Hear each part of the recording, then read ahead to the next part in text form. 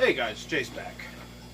And with the subscriber count growing a little bit, I figured I wanted to do a video on the nitrogen cycle since I didn't have one.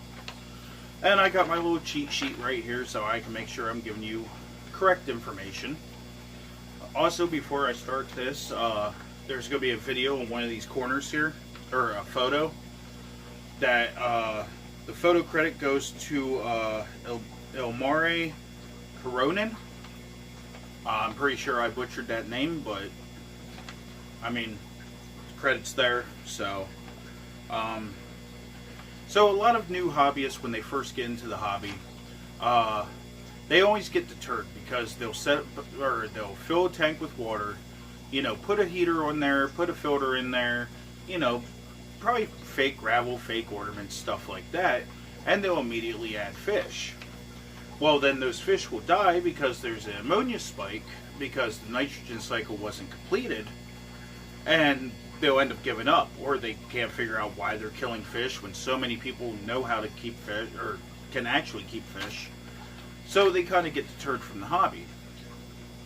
Well, hopefully this video will help with that. I know a lot of people, matter of fact, I just helped a guy up down the road. He was trying to set up a piranha tank. Which, he's in his teens, piranhas. We all get fascinated by those one way or another. So he had a 55-gallon tank set up, a bare bottom. He wanted to keep it minimalistic. He had a filter on there and he ran it for 2 weeks. Well, he took his water to the pet store. They tested his water for him, and they said, "Oh, your tank looks like it's cycled. It's ready for fish." He's like, "Excellent." Brings them home, puts them in the tank, and realizes that they're pretty much cowering in the corner. They're not active, stuff like that. I went down there, tested his water, and of course the nitrogen cycle had started. Now, whenever I start a new tank, okay, like, I'll usually use like already cycled media, but like if you don't already have cycled media and stuff like that, I would also suggest putting like a piece of vegetable matter in there, whether it be like zucchini, green beans, or something for it to decay, so ammonia is put into the water, so that way the nitrogen cycle can start. Because without nothing in there creating a form of ammonia, you won't get the nitrogen cycle to start. You can leave it sit there for a year, and you won't get anywhere with it because, there was no ammonia added to the water at all. Also, people don't understand that, it could take a while for a cycle to complete. It could take anywhere from 2 weeks to 2 months, or even longer than that. I know I had a really stubborn tank one time, and it was a black water tank, so the pH was low, and it took almost 7 months for it to fully cycle. Like saltwater tanks, it could take 3, 4, 5 months to cycle. But so when you're starting your cycle, you want to make sure there's ammonia in there, and I suggest a fishless cycle. Mainly because you don't want to stress out any fish, you don't want to put any fish in harm's way. I know plenty of people that started off their cycle with, like, say, a goldfish in there. Okay, which are a lot hardier and can, withstand a lot more. But I've also started off with snails, like Malaysian trumpet snails, the vegetable matter. And like with my canister filter here, there's enough media in there that if I decide to set up a new tank, all I have to do is transfer some of the media over. And what I use is I just use lava rock. It's cheap, affordable, it's very porous, so the bacteria will colonize there. A lot of people will use like the ceramic media, the plastic media, the bio balls, whatever has a porous, like a porous substance to it, so the beneficial bacteria can stick. So when you're cycling your tank, or even later on down the road, there are actually 2 forms of ammonia. There's the iodized ammonia, which is also known as ammonium, and there's the uniodized ammonia, which is extremely toxic to your fish. The iodized ammonia, or NH4, which is the ammonium, is a lot less harmful to your fish, where the uniodized ammonia, NH3, is a lot more toxic. And the unfortunate thing is with test kits like the API freshwater test kit, pretty much any test kit that tests for ammonia, it does not differentiate the two different ammonias. So I'll get a little bit more into the ammonia here in a second. But so when you're starting up your tank, I also have done it with like plants. Like I have a plant, almost all my tanks are planted. And you can start, your plant in there. Some of those leaves will fall off, decay, which will add ammonia to the water, which will start your nitrification cycle. But you also got to keep in mind that plants also consume ammonia along with nitrates. Not so much the nitrites. But with the two different ammonias, if you have a pH under 7, most of your ammonia is going to be ammonium, which is less toxic. Hence the reason why it took my Blackwater tank so long to cycle, because there's not enough of the right ammonia there. I mean, it will still convert some of the other, but that's why it took longer for it to cycle. And then a pH over 7, which is most tropical tanks like this one, anything over 7 is ammonia. So if you're testing for ammonia in like a tropical setup here with a pH over 7, most likely it's going to be the toxic version. So there are different types of beneficial bacteria, also known as nitrobacter. So there is the one that converts ammonia to nitrites, which is nitrosamus. And then there's the nitrites to the nitrates, which is nitrospira. So whenever you get, like say you want to get beneficial bacteria to jumpstart your aquarium real quick, this is one that I don't recommend, but it's one that I used when I crashed the system here.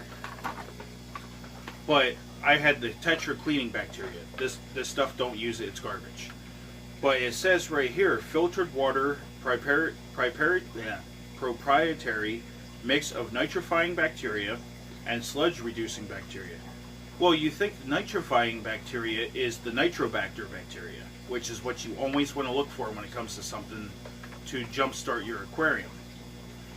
I have a feeling since this actually treats 237 gallon, I dumped this whole thing in there and it didn't do anything. And so yeah, find something that has it specifically says nitrobacter bacteria, so it'll colonize.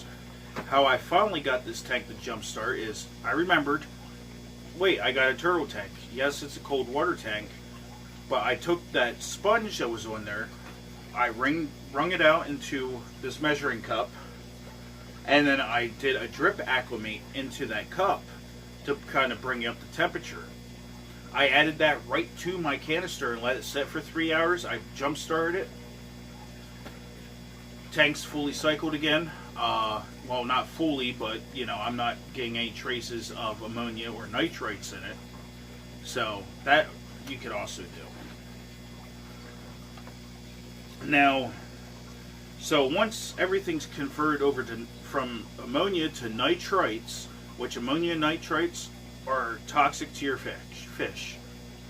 I recommend keeping them at 0 no matter how much is in there. It will stress your fish, which could lead to disease, fish death, stuff like that. But then it gets converted over to nitrates, which is a lot less harmful for your fish. You still want to keep it in check though. Like a lot of fish keepers will say, well, you want to keep especially for planted tanks, you want to keep your nitrates at 40 ppm or parts per million. Well, even some of the sensitive fish, that could be lethal to. I try to usually keep mine around 20 to 30. That's where I've been having the most success. However, it all depends on the fish you're keeping. And the way that you get rid of nitrates in your aquarium is partial water changes, having plants or pothos, which the pothos is basically a vine plant that we use a lot in the aquarium hobby. It'll grow its roots down into the water and it will suck up all that nitrate and phosphates. You could also use products like Seachem's denitrate, which you could add right to your filter. It takes the nitrates out of the water. Or like say, yeah, I lost my train of thought. But plants, the chemical media, and yeah, the water changes. Those are 3 good ways to get rid of your nitrates. Now, for a more experienced hobbyist, or somebody that's in the ponds, because it's more common in ponds and salt water, surprising enough. There's also another type of bacteria, anaerobic bacteria, which basically converts the nitrates into nitrogen gas. So, a lot of hobbyists will say, well, nitrogen gas in your tank is not good for your fish. But the way we're doing it is fine. Like right here, this tank, I have the dirt layer, and every now and then you'll see bubbles shoot up from the substrate. That's actually nitrogen gas releasing itself. So basically, you could easily grow anaerobic bacteria. You have to have slow water movement, unoxygenated areas. So you could do the deep sand beds, or as I did with the dirt beds. You could also use what's called an anoxic filter. So basically, I had gotten that idea from Kevin Novak. It's something that's been used in ponds for a very long time. The anaerobic bacteria will, eat up the nitrates and phosphates.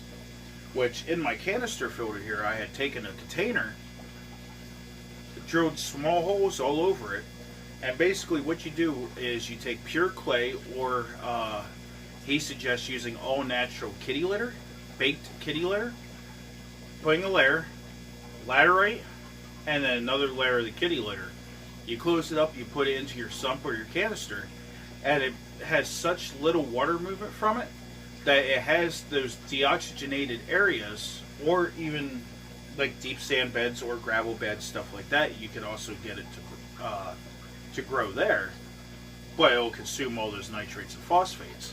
Now, in a planted tank, that could be a bad thing, because when your phosphates get too low, it'll start developing green spot algae in your aquarium, like what's all over my Anubiuses and stuff like that, like most of my slow growers. So that's when fertilizing comes in. So you fertilize your tank to basically give your plants the nutrients it needs. Some of the fertilizers have nitrates in it, and some don't.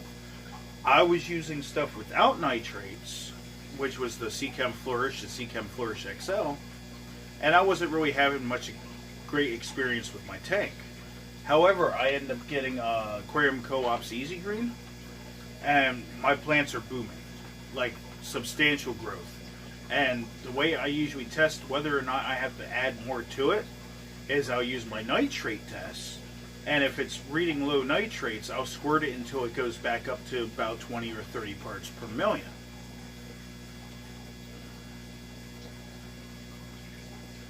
So just to make sure, I covered everything. Iodized ammonia or ammonium NH4. Unionized ammonia is NH3. Nitrates is NO2, which I'm pretty sure I forgot, along with nitrates is NO3. So, yeah, that's pretty much the information I have for you. Hopefully it is helpful. Trust me, if you have fish loss, don't let it deter you. You might just have the wrong fish for the tap water that you have, or maybe your nitrogen cycle was never completed.